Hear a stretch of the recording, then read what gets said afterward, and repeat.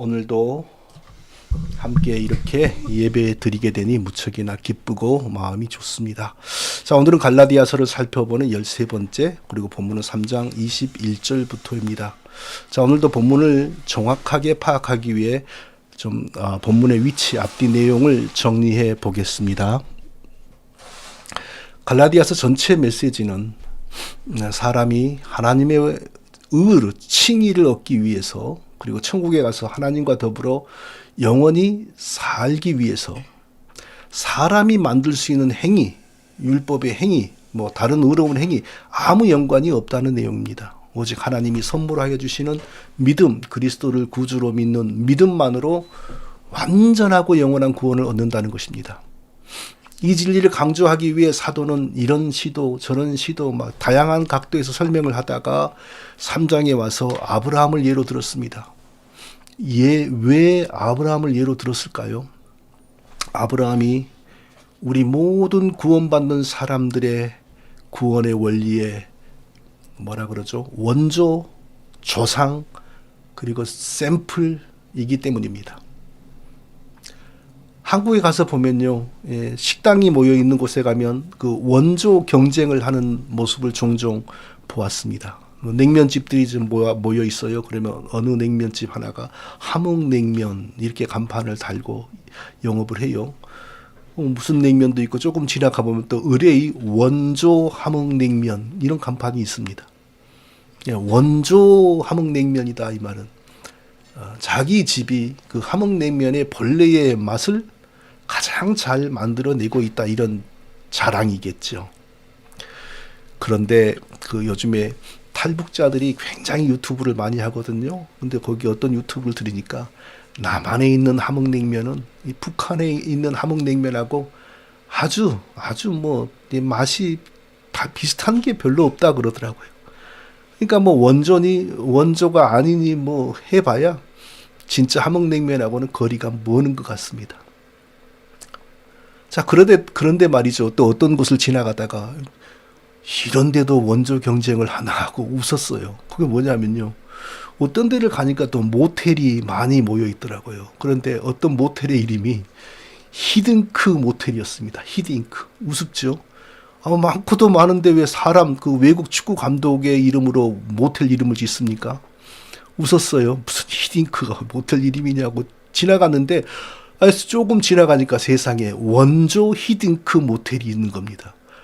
아니, 거기 모텔 이름에 왜 또 히딩크를 쓰는 것도 그런데 거기다가 원조니 그냥 히딩크니 그런 거 참 왜 합니까?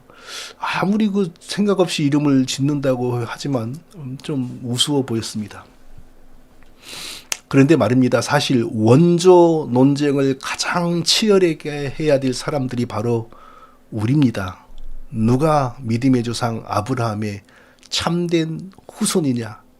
누가 원조 아브라함의 후손이냐? 이런 논쟁을 우리가 부지런히 힘써서 해야 됩니다. 왜냐하면 영원한 생명과 죽음을 결정하는 가장 중요한 논쟁이기 때문입니다. 역사학자들은 지금까지 인류의 역사와 문화와 모든 것에 가장 큰 영향을 미친 두 사람을 꼽는데, 한 사람은 사도 바울이고 한 사람은 종교개혁자 루터라고 합니다. 그보다 크고 놀라운 세상 일을 한 사람들 많습니다. 몽골의 징기스칸, 저 고려 태평양으로부터 저기 흑해까지 한 나라를 만들어 버렸잖아요. 마게도니아의 알렉산더, 인도의 북쪽 파키스탄인가 거기까지 자기 땅으로 만들었습니다. 로마의 율리어스 카이사르, 그 로마에서 위쪽을 다 정복하고, 그리고 바다를 건너 영국 땅의 절반까지 정복했던 사람입니다. 이렇게 큰 일을 한 사람들이 많은데 그들은 뽑히지 않았습니다. 그리고 한 번도 손에 칼을 잡아본 적이 없는 사도 바울과 루터가 이 세상에 가장 큰 영향을 미쳤다고 평가됩니다. 왜 그럴까요? 루터가 일으킨 논쟁을 종교개혁이라고 하지 않습니까? 종교개혁은 뭘 논쟁하는 것이었습니까? 누가 아브라함의 참된 후손이냐? 누가 아브라함의 원조 후손이냐? 루터가 그런 표현은 쓰지 않았지만 이 말로 바꿀 수가 있다는 겁니다. 그가 세상에서 왕이건 귀족이건 평민이건 무엇하는 사람이건 간에 아브라함의 후손이 되지 못하면 영원히 지옥불에 떨어집니다. 그러니까 그 논쟁이 제일 중요한 논쟁이었죠. 그래서 루터로 말미암는 종교개혁 때문에 세상의 정치와 경제와 사회와 체제와 철학과 예술과 모든 것이 변했다고 합니다. 그런데 사실 루터의 그 이슈는 사도 바울이 갈라디아에서 이미 뜨겁게 논쟁하다가 확립한 진리를 다시 되살린 것에 불과합니다. 사도 바울이 갈라디아에서 뭘 논쟁했습니까? 누가 아브라함의 진정한 믿음의 후손이냐? 누가 아브라함에게 약속된 하나님의 유업에 동참하게 될 사람이냐? 율법의 행위와 아무 상관이 없다. 오직 아브라함처럼 믿게 하시는 은혜를 따라 하나님을 믿음으로 의롭다 함을 얻은 사람들이 아브라함의 복을 함께 누리는 아브라함의 후손들이다. 이 진리를 갈라디아서에서 사도 바울이 확고하게 세웠습니다. 사도 바울이 바로 그 진리를 확고하게 세웠으므로 2000년 전에 이미 인류의 역사와 문화와 모든 것이 방향이 달라졌습니다. 그래서 아놀드 토인비라고 하는 예수 믿지 않은 역사학자는 사도 바울이 로마 황제의 재판을 받기 위하여 그 사도 바울을 태우고 지중해를 건너간 그 배, 성경에 아드라 무테노라고 나오잖아요. 그 배를 어떻게 표현했냐면 그때 사도 바울을 싣고 간 배는 유럽을 싣고 간 배였다. 이렇게 평가했습니다. 그러니까 사도 바울의 그 아브라함 논쟁에 의하여 유럽의 역사와 모든 것이 달라졌다는 것입니다. 그때로부터 1500년이 지났을 때 유럽의 교회들은 다시 아브라함의 신앙에서 완전히 멀어졌습니다. 하나님을 믿는 것은 단지 구원의 시작일 뿐이고 이후 그 사람의 올바른 삶과 행위로 구원은 완성되기도 하고 다시 박탈되어 지옥에 떨어지기도 한다라는 행위구원, 비성경적인 행위구원 신앙이 온 유럽 교회들을 지배하고 있었습니다. 믿음은 단지 구원의 시작이고 사람이 의롭고 완전하게 행동하고 삶으로 구원이 완성된다. 이 가르침은 왜 심각합니까? 예수님 믿지 말자고 하는 것도 아니지 않습니까? 그리스도의 십자가를 무너뜨리는 겁니다. 그리스도의 십자가만으로 이루어지는 구원을 그리스도의 십자가와 사람의 온전한 행위 이렇게 바꿔버리는 겁니다. 그래서 사도 바울은 고린도전서 2장 2절에서 내가 너희 중에서 그리스도와 그의 십자가에 못 박힌 것 외에는 아무것도 알지 아니하기로 작정하였습니다.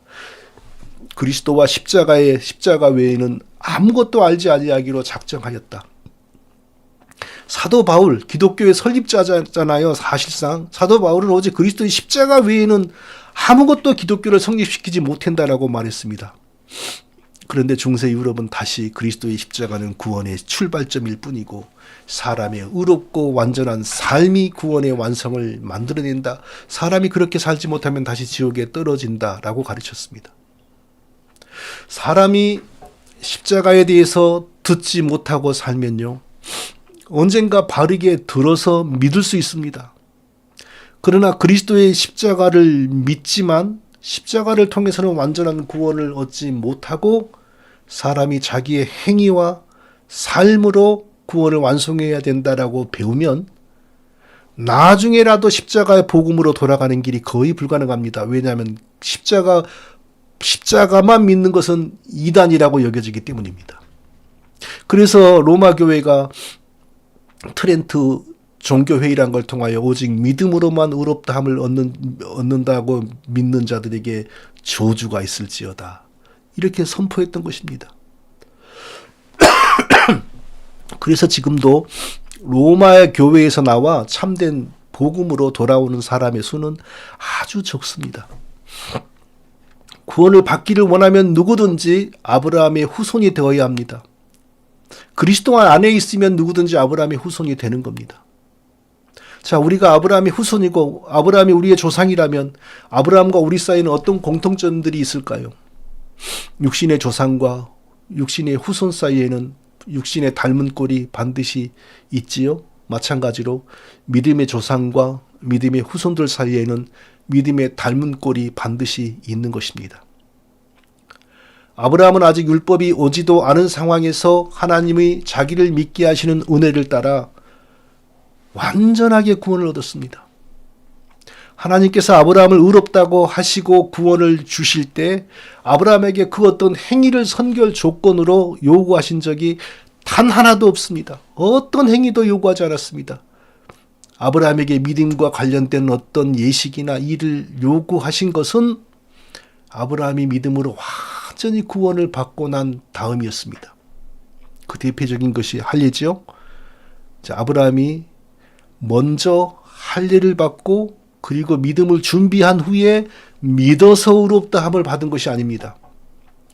아브라함이 여호와를 믿으니 여호와께서 이를 그의 의로 여기시고, 창세기 15장 6절 외워버리세요. 이것은 신구약을 관통하는 구원의 진리고 기독교 구원의 진리의 주춧돌입니다. 이 구절이 없으면 성경이 무너집니다. 아브라함이 여호와를 믿으니 여호와께서 이를 그의 의로 여기시고, 그때 아브라함은 대략 86세였습니다. 아직 자식이 한 명도 없는 상황이었습니다.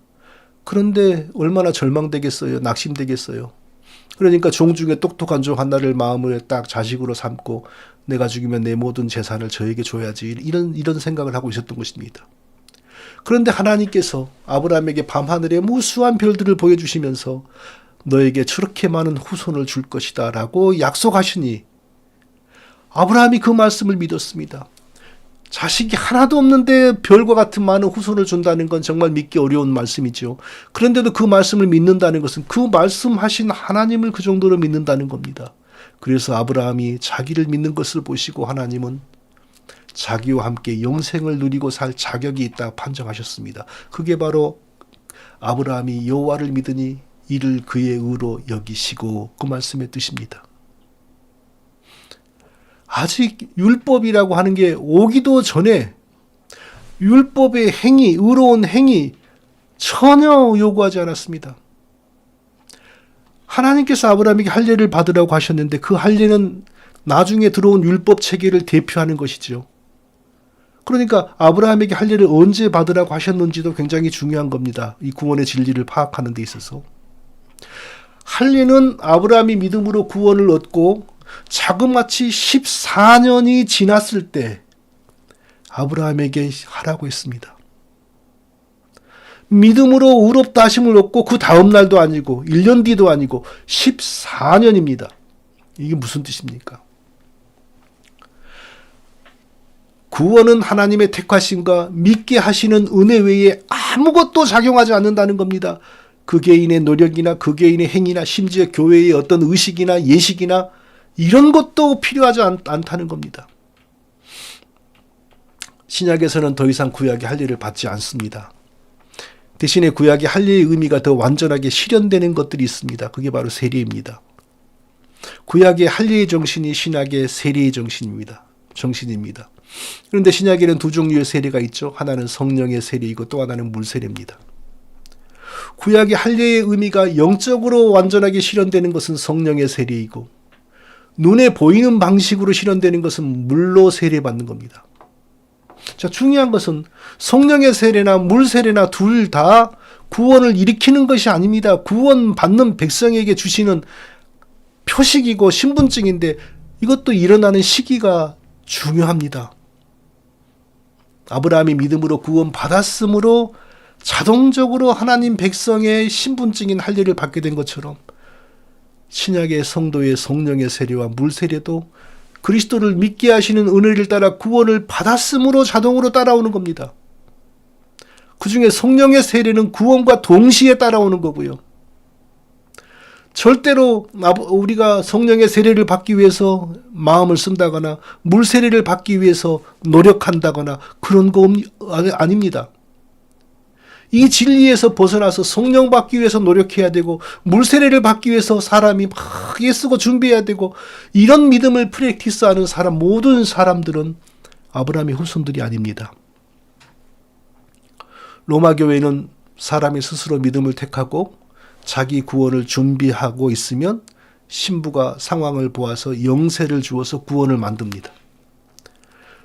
신부가 사람에게 영세를 베풀 때 그 사람의 원죄를 제거하고 의롭게 만드는 은총이 주입된다고 하지요. 그래서 로마 교회에서는 구원과 세례, 영세는 동등한 것입니다. 세례 없는 구원은 없습니다. 그것은 믿음의 조상 아브라함과 그의 믿음의 후손 이삭의 신앙이 아닙니다. 아브라함과 이삭과 그의 후손들은 믿음으로만 완전하게 구원을 받았지 믿고 할례를 받음으로 구원을 받은 게 아닙니다. 그러니까 믿고 영세를 받음으로 구원을 만들어내는 로마 교회는 아브라함의 후손들이 아니라는 겁니다. 중세 로마 교회가 아무리 세상적으로 막강했어도 본질적으로 그 연약한 단지 손에 성경만 들고 있는 루터와 칼빈을 이길 수가 없었던 것입니다. 로마 교회가 아브라함의 믿음의 후손이 아니라는 증거는 또 있습니다. 자, 신약 백성들에게 구약의 할례의 의미가 완전하게 성취되는 것은 신약 백성들이 성령으로 세례받는 것이라고 했잖아요. 신약 백성들이 성령으로 세례받는 것에는 여러 의미가 있습니다. 그 중에서도 가장 대표적인 의미는 하나님의 것으로 인치신다는 겁니다. 에베소서 4장 30절은 하나님의 성령을 근심하게 하지 말라. 너희가 구속의 날까지 그 안에서 너희가 구속의 날까지 인치심을 받았느니라. 성령을 받는 것은 곧 하나님의 것으로 인감 도장을 찍어버린다. 하나님의 인감 도장이 찍힌다. 너는 내 백성이다. 이 의미입니다. 그러므로요, 정말 거듭나고 성령 받은 성도가 무속인들에게 가면 무속인들이 당장에 알아봅니다. 하나님의 인치심 받은 백성을 못 알아보는 귀신은 없습니다. 아브라함이 할례를 받아서 구원받은 것이 아닌 것처럼 우리가 성령 세례를 받아서 구원을 받은 것이 아닙니다. 또한 물로 세례를 받음으로 구원을 받는 것도 아닙니다.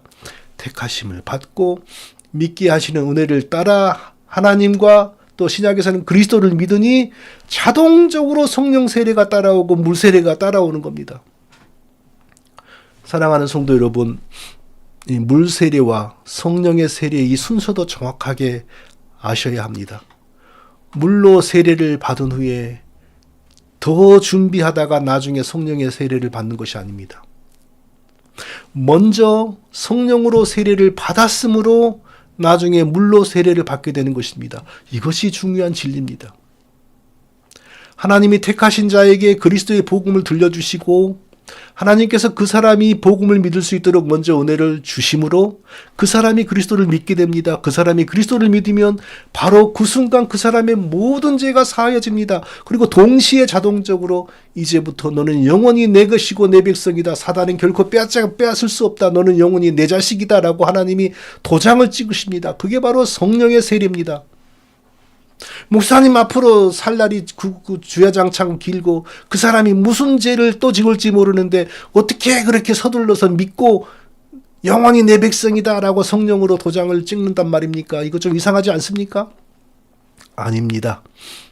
그의 죽으심은 죄에 대하여 단번에 죽으심이요 그의 살으심은 하나님께 대하여 살으심이니 로마서 6장 10절. 예수님은 우리의 원죄와 태어나서 지은 과거의 죄와 현재의 죄와 미래의 죄를 다 사하기 위하여 피 흘리고 단번에 죽으셨습니다. 저 제사장들이 먼저 자기를 위하고 다음에 백성의 죄를 위하여 날마다 제사 드리는 것과 같이 할 필요가 없으니 이는 저가 단번에 자기를 드려 이루셨습니다. 히브리서 7장 27절. 이는 저가 단번에 자기를 드려 이루셨습니다. 예수님이 우리 대신 피 흘리고 죽으신 것은 구약의 제사장들 수준의 제사가 아닙니다. 우리의 아담과 함께 범한 원죄와 우리가 살면서 지은 과거의 죄와 지금 짓고 있는 현재의 죄와 앞으로 지을 미래의 모든 죄를 사하는 단 한 번의 완전한 제사였습니다. 그러니까 예수 믿게 하시는 은혜를 따라서 그 순간 우리가 예수님 믿으면 원죄와 과거의 죄와 현재의 죄와 미래의 죄가 다 해결되는 것입니다. 하나님의 법정에서 그렇다는 겁니다. 실질적으로는 여전히 우리에게 죄가 남아있죠. 그러므로 실질적으로 우리는 여전히 성령을 의지하여 죄와 싸워야 합니다. 죄를 이기려는 싸움을 싸우지 않고 포기하고 욕망대로 죄를 즐기고 살면 하나님의 혹독한 징계와 매질도 있습니다. 그래서 신약의 성도는 완전히 죄 용서 받은 사람이며 하나님의 법정에서 동시에 실제로는 성령의 인도를 따라 늘 회개해야 하는 사람입니다. 분명한 것은 믿게 하시는 은혜를 따라 그리스도를 믿는 순간 하나님의 법정에서 우리의 모든 죄가 사하여진다는 것입니다. 그래서 하나님은 이제부터 나는 너의 하나님이 되고 너는 영원히 나의 백성이다 라는 의미로 성령으로 세례를 주시는데, 성령의 세례는 마치 하나님이 자기 것에게 인감도장 찍는 것과 똑같은 것입니다.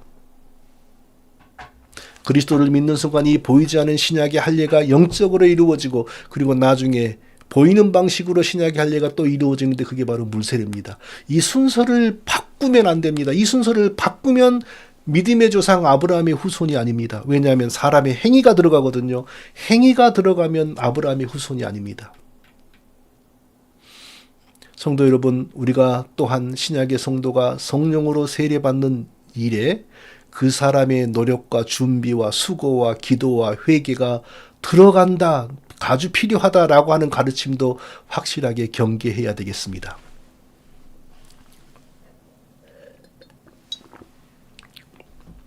먼저 물세례를 받고 믿음이 더 준비되고 더 기도를 많이 하고 더 회개를 많이 하고 심지어 금식도 하고, 그런 과정을 거친 후에 성령을 따로 받는 것이 아닙니다. 성령을 받는 것은, 즉 성령으로 세례를 받는 것은 구약의 신자들에게 시행된 할례의 의미가 완전하게 성취되는 것입니다. 구약에서 하나님이 택하신 자를 자기를 믿게 하심으로 자기 백성이 되면 자기 백성 표시인 할례가 따라갔잖아요. 신약에서도 똑같습니다. 택하신 자가 그리스도를 믿게 하심으로 하나님이 구원받고 하나님의 백성으로 확정이 되면 그가 하나님의 것이 하나님의 백성이라는 사실을 인치는 성령의 세례가 자동으로 따라오는 것입니다. 그 안에서 너희도 진리의 말씀 곧 너희 구원의 복음을 듣고 그 안에서 또한 믿어 약속의 성령으로 인치심을 받았으니, 그리스도를 믿고 구원받고 하나님의 백성된 자에게 하나님이 성령으로 인치시는 것, 성령을 부어주시는 것, 성령을 받게 하시는 것, 성령 세례를 주시는 것 다 같은 말이에요. 이것은 자동으로 따라오는 겁니다. 결코 그 사람이 성령을 받기 위해서 노력하고 간절히 기도하고 금식하고 회개하고 또는 교회에서 시행하는 어떤 절차를 따르고 교회에서 준비한 프로그램을 따르다가 성령을 받는 것이 아닙니다. 그런 걸 가르치는 모든 사람들은 아브라함의 후손들이 아닙니다. 아브라함은 믿게 하심으로 자기 백성으로 확정하셨잖아요. 하나님께서 아브라함을. 그리고 자동으로 할례를 받으라 명령하셨어요. 아브라함이 할례를 받기 위해서 무슨 자격증을 딴 게 아니잖아요. 하나님은 택하신 자를 믿게 하심으로 자기 백성이 되게 하신 후 성령을 부어서 자기 백성으로 인치시는 겁니다. 자동으로 따라옵니다. 성령을 받기 위해서 노력한다는 개념은 아브라함과 그의 후손들의 신앙에서는 없는 겁니다. 그러나 성령을 받기 위해서 준비하고 절차를 거치고 회개하고, 그거 여전히 가르쳐지고 있지 않습니까? 로마교회, 오순절교회, 순복음교회, 그리고 오순절 순복음의 영향을 가장 많이 받은 알미니안주의가 풍성한 감리교회, 성결교회 다 그거 가르치고 있습니다. 장로교회 목회자들도 잘못된 것에 영향을 받아서 그렇게 가르치고 있는 사람들이 많습니다. 아브라함의 믿음의 후손들이 아니기 때문입니다. 로마교회는 신부들이 영세를 베풀어서 구원받고 의인이 되게 한 후에 그 사람이 준비된 상태를 보아가면서 견진성사라고 하는 것을 합니다. 견진성사는 그 사람에게 성령을 부어주는 의식입니다. 신부들이 그 사람의 머리에 성령을 상징하는 기름을 바르고 안수하지 않습니까? 그러면 성령을 받는다 그래요. 그거 참남한 거죠. 물 세례를 먼저 시행하고 사람의 노력이 들어가고 난 이후에 교회 절차를 따라 성령을 준다는 것, 이건 거짓 믿음입니다. 또 더군다나 그 신부가 주관하는 그런 행위로 성령을 받게 한다? 거짓 믿음입니다. 교회는 사람에게, 목회자는 사람에게 성령을 줄 수가 없습니다. 천하의 누구도 안수하에 성령을 받게 할 수가 없습니다. 사람에게 성령을 주시는 분은 오직 하나님이시고, 이건 조용기도 못하고 옥한음도 못하고 하영조도 못하고 이동원도 못하고 할 사람이 없어요. 이런 일은 하는 것은 이상해요. 장경동도 못하고 하는 것이 불법이에요. 불법이란 게 뭐죠? 하나님이 안 하는 일을 한단 말이에요. 그건 사단의 부림을 받는다는 겁니다. 사람에게 성령을 주시는 분은 사람에게 믿음을 주시는 하나님이시고, 교회는 하나님이 성령 주신 사람을 가족으로 받아줄 뿐이 받아서 함께 하나님을 섬길 뿐입니다. 오순절 순복음에서도 믿으면 단지 물 세례만 받고 나중에 성령을 따로 받는다고 하지 않습니까? 그런데 성령을 받기 위해서 노력하라 그래요. 기도를 열심히 하고 종이에 죄를 써서 회개하라고 하고 간절히 사모하라고 하고 금식하라고 그러고, 그래도 성령을 못 받으면 대단한 사람이 인도하는 예배에 자주 참석하라고 그러고, 그래도 안 되면 그 예배를 인도하는 유명한 자에게 가서 머리를 들이밀고 안수를 받으라고 합니다. 그게 뭐예요? 똑같은 거 아니에요? 로마 교회하고. 유명한 자가, 신부가 머리에 뭘 바르고 안수해서 성령을 받게 한다. 똑같은 거예요. 믿음의 조상 아브라함의 후손들에게서는 있을 수 없는 거짓 믿음입니다. 그런 믿음을 프랙티스 한다는 것은 아브라함의 자녀가 아니라는, 아브라함의 후손이 아니라는 증거입니다. 오늘 본문을 설명하기 위해서 본문의 배경을 조금 설명하려고 했는데 길어졌어요. 그런데 이걸 지울까 하다가 꼭 알아야 될 아주 중요한 내용이므로 다 했습니다. 이제 본문으로 들어가겠습니다. 21절을 읽겠습니다. 그러면 율법이 하나님의 약속들과 반대되는 것이냐? 결코 그럴 수 없느니라. 만일 능히 살게 하는 율법을 주셨더라면 의가 반드시 율법으로 말미암아 쓰리라. 사도는 사람이 영생을 얻는데 율법의 행위가 기여하는 것이 전혀 없다고 지금 말씀하고 있습니다. 아브라함이 율법이 있지도 않은 시대에 여호와 하나님의 부르심을 받았고 자기를 믿게 하시는 여호와 하나님의 은혜를 따라 믿음으로 완전한 구원을 얻었습니다. 그리고 1년도 아니고 2년도 아니고 자그마치 14년 후에 율법 체계를, 훗날의 율법 체계를 대표하는 할례를 받으라고 명령하셨습니다. 다 여기에 지금 연결되어 있는 거죠. 율법이 하나님의 약속들을 거스리느냐, 율법이 하나님의 약속을 거스리느냐. 여기서 사도가 말하는 약속은 하나님이 우리의 믿음의 조상 아브라함에게 주신 약속, 아브라함에게 후손을 약속하시고 그 후손들이 살 땅을 유업으로 언약하신 그 약속입니다.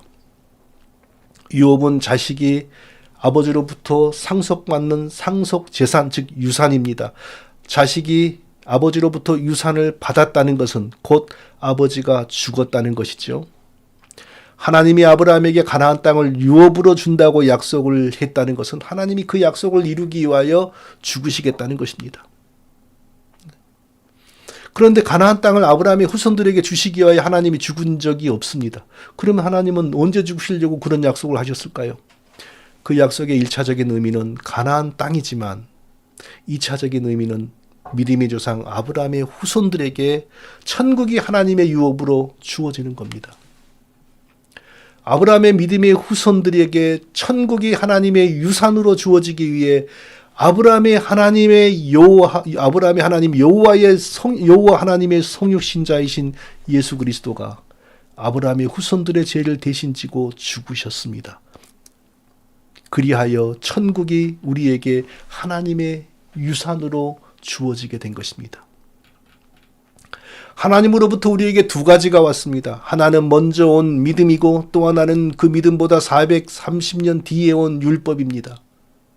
먼저 온 믿음과 나중에 온 율법이 서로 충돌하면 어떻게 되지요?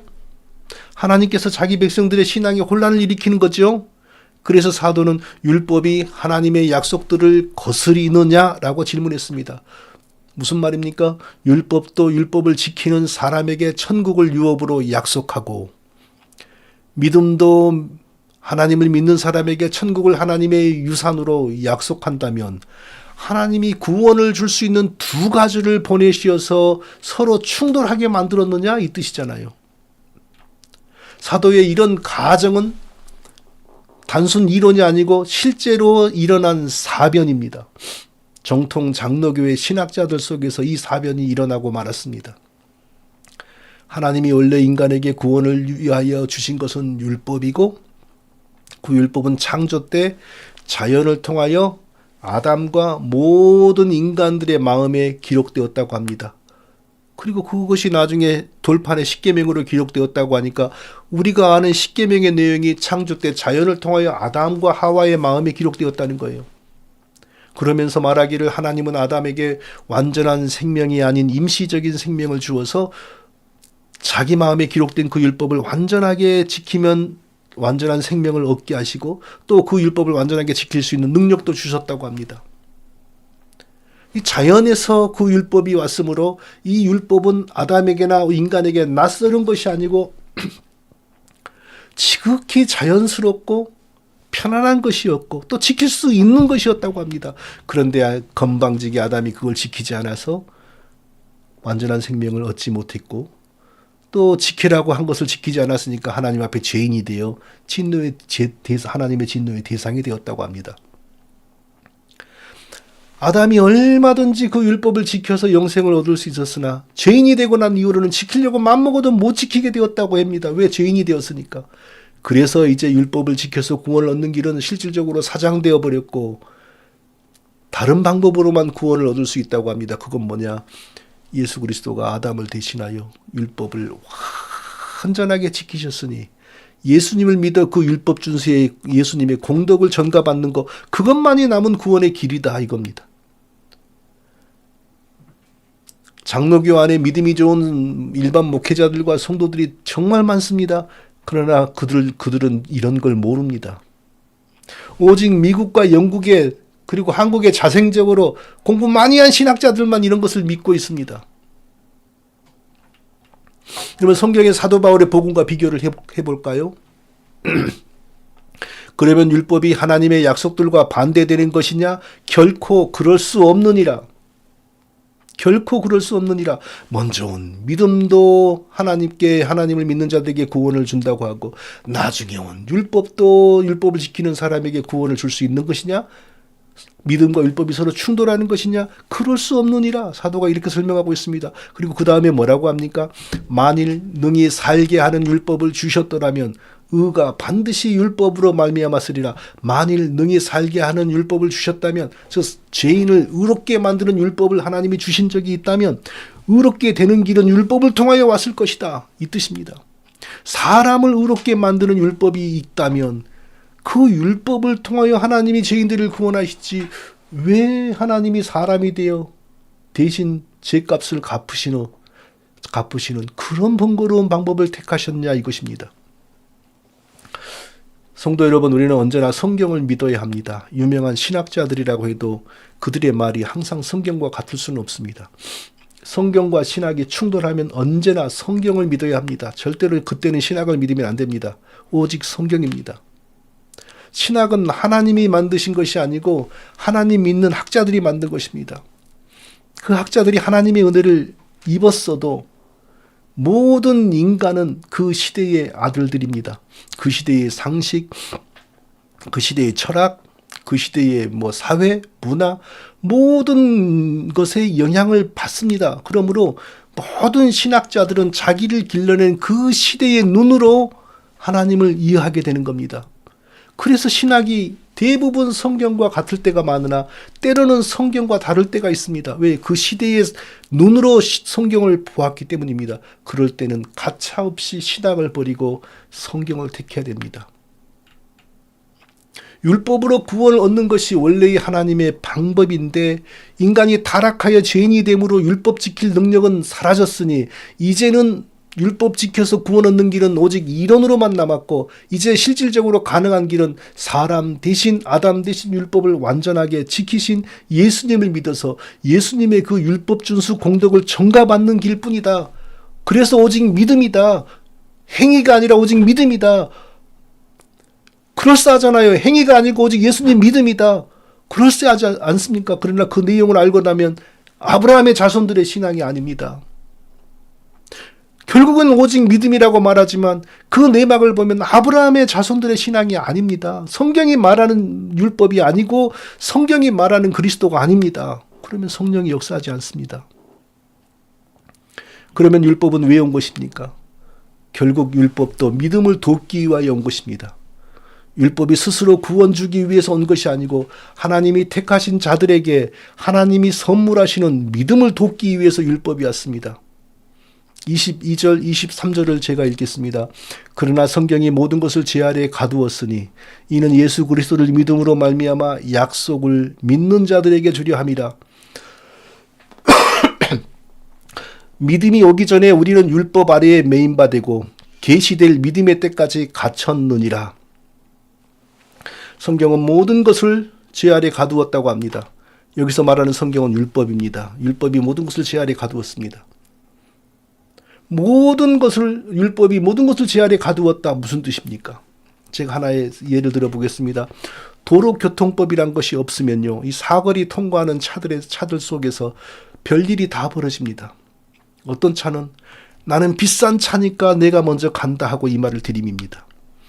어떤 차는 나는 외제차니까 내가 먼저 간다 하면서 이 말을 들이밀죠. 어떤 차는 나는 소형차고 나는 경차니까 좀 빨리 가야 되겠어. 또 이 말을 들이밉니다. 그래도 아무도 처벌을 받지 않습니다. 왜? 도로교통법, 사거리를 통과할 때 지켜야 될 법이란 게 없으니까. 그러나 도로교통법이 생겼을 때 이제 사거리에 도착하면 신호등을 따라서 움직인다. 신호등이 없으면 먼저 온 차가 다른 차들의 동향을 살피면서 안전하게 통과한다. 이 법이 생기고 나면 그것을 지키지 않은 모든 경차건 외제차건 비싼 차건 다 죄인 차가 되는 겁니다. 죄 지은 차가 되는 겁니다. 율법도 죄인들을 그렇게 다루기 위해서 왔습니다. 하나님이 처음 지으실 때의 그 질서와 목적대로 행동하지 않은 모든 사람들을 죄인으로 규정해버리고 죄인들이 하는 행동을 전부 죄로 규정해버리는 게 바로 율법입니다. 율법이 오고 나니 세상에 죄인 아닌 사람이 없고 세상에 죄를 범하지 않은 사람이 없습니다. 이것이 바로 율법이 와서 모든 것을 죄 아래 가두었다는 말씀의 뜻입니다. 하나님이 율법을 보내서 모든 것을 죄 아래 가둘 때는 목적이 있죠. 모든 것을 죄 아래 가두었으니 이는 예수 그리스도를 믿음으로 말미암는 약속을 믿는 자들에게 주려 함이라. 모든 사람을 죽어야 할 죄인으로 가두어 놓은 것은, 감옥에 가두어 놓은 것은 모든 사람의 죄를 대신 지고 죽으시는 예수님만 믿게 하여 아브라함에게 약속하신 천국 유업의 언약을 함께 누리게 하려는 하시려고 그리하셨다는 것입니다. 아브라함에게 무슨 약속을 주셨습니까? 또 반복하여 설명합니다. 아브라함의 후손들에게 가나안 땅을 유업으로 상속하시겠다는 것이었습니다. 그 약속을 위하여 자기 목숨을 거셨지 않습니까? 그것은 결국 아브라함의 후손들에게 천국을 하나님의 유산으로 주시겠다는 약속입니다. 사람이 대신 아브라함의 하나님 여호와, 하나님의 성육신자 예수 그리스도가 율법에 의하여 죽음에 갇혀있는 우리 모두가 받아야 될 저주를 대신 지시고 죽으셨습니다. 그리고 하나님이 택하신 모든 사람으로 하여금 예수 그리스도를 구주로 믿게 하심으로 여호와 하나님이 아브라함에게 주신 그 언약, 땅에 대한 땅을 유업으로 주신다는 그 언약이 이루어지게 한 것입니다. 그러므로 율법과 믿음은 서로 성질이 다른 것이 아니고 서로 충돌하는 것도 아닙니다. 율법은 처음부터 우리가 그리스도를 믿음으로 천국을 하나님의 유업으로 받게 만들기를 위해 그 일을 돕고자 왔습니다. 그래서 성경은 율법의 때가 영원하지 않고 믿음이 오기까지 갇혔다고 합니다. 믿음이 오기 전에 우리는 율법 아래에 매인바되고 계시될 믿음의 때까지 갇혔느니라. 율법은 그리스도를 믿는 믿음이 올 때까지만 일했습니다. 구원을 주는 그리스도를 믿는 믿음이 오고 나면 율법이 하는 일이 없습니다. 끝납니다. 이것이 바로 믿음의 조상 아브라함과 그 후손들의 참된 신앙인 것입니다. 그리스도가 오시고 난 다음에도 율법이 구원을 만든다거나 개입한다거나 율법이 믿음과 함께 역사하여 구원을 일으킨다거나 율법이 사람을 지도하여 구원의 길을 가게 한다거나 자 이런 이론과 이런 믿음은 아브라함의 참된 후손들의 믿음이 아닙니다. 그런 믿음은 아브라함이 약속을 따라 태어날 이삭을 기다리지 못하고 계집종을 취하여 낳았던 육신의 아들 이스마엘과 그 후손들의 믿음인 것입니다. 어떤 종류죠? 벨라기우스, 로마교회, 알미니안주의, 청교도, 감리교회, 성결교회 이런 계통이죠. 24절, 25절을 읽고 설명하고 마치겠습니다. 이와 같이 율법이 우리를 그리스도에게로 인도하는 몽학 선생이 되어 우리로 하여금 믿음으로 말미암아 의롭다함을 얻게 하려 함이니라. 믿음이 온 후로는 우리가 몽학 선생 아래 있지 아니하도다. 믿음이 온 후로는 우리가 몽학 선생 아래 있지 아니하도다. 사도는 율법의 때가 언제까지인지 더 명확하게 설명합니다. 갈라디아서가 쓰여지고 있을 때 로마 그리스 세계에서는 몽학 선생이라는 사람들이 있었습니다. 귀족들이 자기 자녀 교육을 전담하기 위하여 채용한 가정교사들이었는데 그들이 바로 몽학 선생들이었습니다. 하루에 몇 시간 귀족의 집에 와서 가르치고 가는 과외 선생이 아니고 24시간 그 집에서 함께 살면서 자녀 교육을 전담하는 사람들이었습니다. 그런데 그들은 자유인이 아니고 노예들이었습니다. 로마가 정복한 지역에서 잡아온 고급 지식인들이었다고 합니다. 기본적으로 귀족의 자녀들을 학교에 데리고 가고 학교에서 다시 데리고 오고 이건 기본이고 또 직접 공부도 가르치고 학문도 가르치고 의복, 예절, 사회생활에 관한 거 이런 거 다 가르쳤다고 합니다. 그런데 그 몽학 선생의 역할은 그 아이가 성인이 되면 끝났습니다. 그 집의 자녀가 성인이 되면 몽학 선생이 더 이상 할 일이 없습니다. 그 집에 있을 필요도 없습니다. 율법을 바로 그 몽학 선생에 비교했습니다. 무슨 뜻입니까? 율법은 사람들이 그리스도를 믿음으로 구원을 받게 만드는 일을 도우려고 왔으므로 믿어야 할 그리스도의 복음이 나타나면 역할이 끝난다는 겁니다. 그러므로 그리스도가 이미 온 신약 시대에 율법으로 구원을 준비해야 한다. 율법이 믿음과 함께 역사의 구원을 일으킨다. 율법으로 구원을 준비해야 한다. 이것은 회심준비론이죠. 율법과 믿음이 합하여 구원을 일으킨다. 이것은 율법주의 행위구원론이죠. 성화구원론이죠. 이런 것은 몽학 선생과 예수 그리스도를 함께 살게 하는 악한 이론입니다. 아이가 성인이 되면 몽학 선생이 그 집에서 나가는 것처럼 구원을 주는 그리스도가 나타나면 율법의 기능과 역할은 그 기독교 안에서 끝나는 겁니다.